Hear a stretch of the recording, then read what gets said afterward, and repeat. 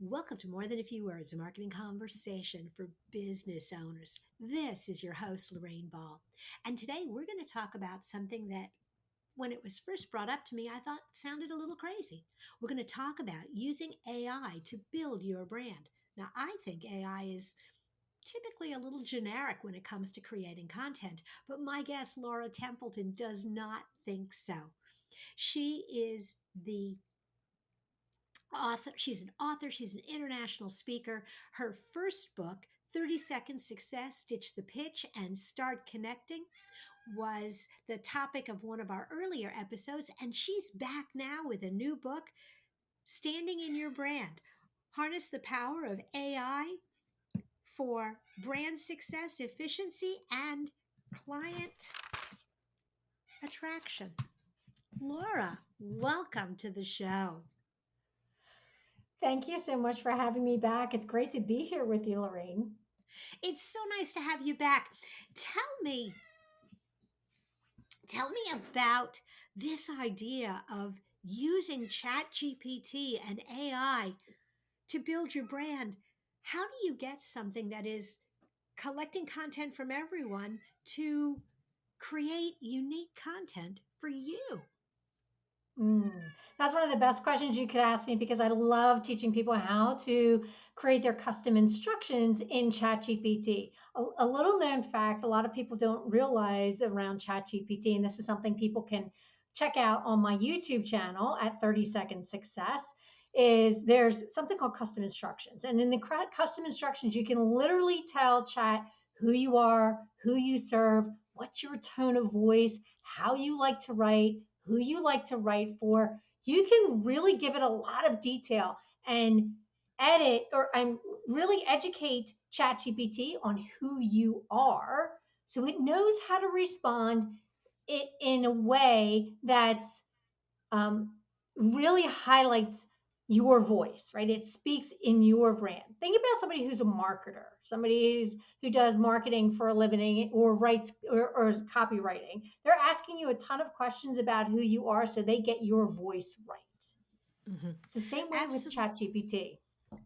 Okay, so I I have been experimenting with ChatGPT and I've learned to give it some good instructions, but I have to tell you that I'm struggling to find that word that really clarifies for ChatGPT what it's doing wrong.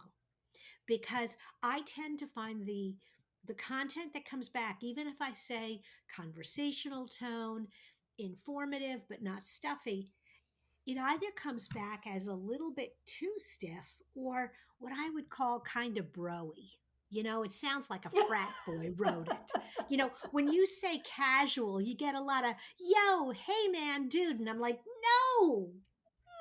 So, are there tricks to, directing it a little bit better? It really is. It really does take a little bit of patience with Hmm. ChatGPT, just like teaching a child, right? It has to get used to who you are. The more you use it, the more you ask it for content. One of the things you can ask it to give you some. You can ask it a prompt and give it a prompt and say, okay, write an article about X and make sure that it has a little bit of a concerned tone to it, and it might give you something back that's like really like outrageously concerned, right? It's like, okay, not as much concern as you put in this. Now write it again.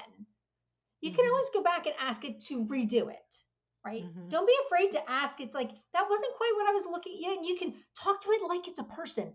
That wasn't quite what I was looking for. You put a little too much concern in this one. Let's try it again. And you'll be amazed at what you get the second time. It's like, you've almost got to say, you can really tell it, yeah, you didn't quite get it right the first time. Hmm. So, when you're talking about creating content that is specifically to build your brand, what kind of things should I be relying or turning to ChatGPT to develop for me? Oh my gosh, there's so many different things that you can utilize ChatGPT to create for you, especially as a small business owner, a course creator, somebody who's who's a coach and really likes to create lead magnets. There are so many different things that you can create with ChatGPT's help.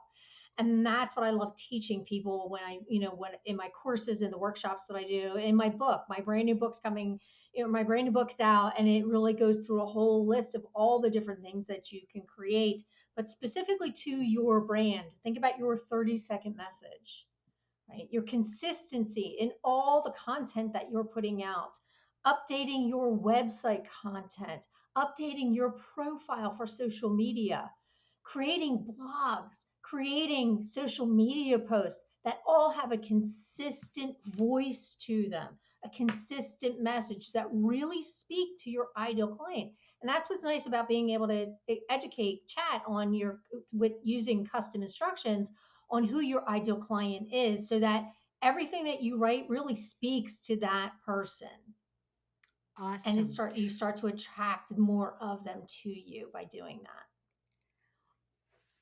Are there things that I should avoid? Traps that I can fall into that actually will lead me down a path that is not building my brand? I think it's just being inconsistent in what you're putting out there. Sometimes, just like anything else, when you're creating, like, if you have a lot of blog posts or a lot of social media posts that are talking about one specific service or product that you offer, and all of a sudden you interject something new, you have to make sure that it still fits with your brand. So you're still in control. You have to make sure Mhm. that what you're asking chat really still fits with your brand. So make sure that you review everything that it's giving you. Take the time to edit it. Don't just cut and paste, right? That's the biggest thing that I have found with a lot of people. They will just take whatever is written for them and they'll cut and paste it, and it doesn't quite sound like them, or there's some errors in it that need to be fixed, or there's something missing. There may be Mhm. some crucial piece that you really wanted it to include that is now missing, and you missed the mark. So don't just take the content that it's giving you and take it verbatim, make it your own. It's kind of like that 80-20 rule. It's giving you 80% of good stuff. You've got to put the polish on it. You've got to put the next, you've got to take the 20 and put that in there to make it your own and to really make it stand out and connect with who you are. So if that is such great advice. So if I'm starting to experiment more with ChatGPT and I'm asking it maybe to rewrite my homepage copy or or write something specifically for my website, are there any concerns that even though it's writing it for me in my voice, that because it's pulling from the data of the web, that it's going to be less effective from an SEO perspective Oh, absolutely because it's not. so Because similar to what is out there? Yeah, no, absolutely not. Because the biggest thing is just to remember that it is really still working at speaking in your voice, and it understands. You can actually put into those custom instructions the keywords that you like to use. It understands who you are. It understands the type of work that you do. So it understands what your keywords are. It's very intuitive when it comes to SEO. It actually will help with your SEO because it does start to include the things. It knows that there are certain words that you need to be using as someone who, or something like, so I'm a brand communications consultant. It knows that there are certain words that need to be in my content that will help drive SEO. So it actually is intuitive that way because it is using the internet as a base. Now remember, ChatGPT, mostly if you're on the free version, which is the 3.5 version, 3.5, it is uh, based on information that has been put into the system up until April of 2023. So it is a database driven platform. Now, Chat 4 actually accesses Microsoft Bing. So ChatGPT or 3.5 is still a closed loop on the information that has been vetted and put in, whereas Chat 4 is actually open loop. It does bring in some from the internet as of today. Fantastic. That could As of change today. tomorrow. You know, that could change. That could change tomorrow. So That is the world of digital marketing. Laura, this has been fabulous. Thank you so much for being a part of the show. I am so glad to be here, Lorraine. It's been lovely hanging out with you again here on More Than a Few Words. Thank you. And I'm going to encourage everybody, if you guys are interested in what we've talked about today, check out Laura's new book. And uh, if you're also just intrigued on some of the other things that we talked about, be sure to check out the link to our original conversation. Laura, thank you again. I really enjoyed having you. Thank you so much. It was great to be here with you.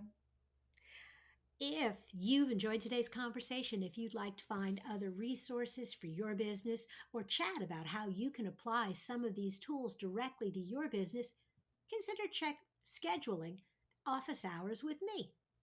This has been another episode of More Than a Few Words. Thanks for listening.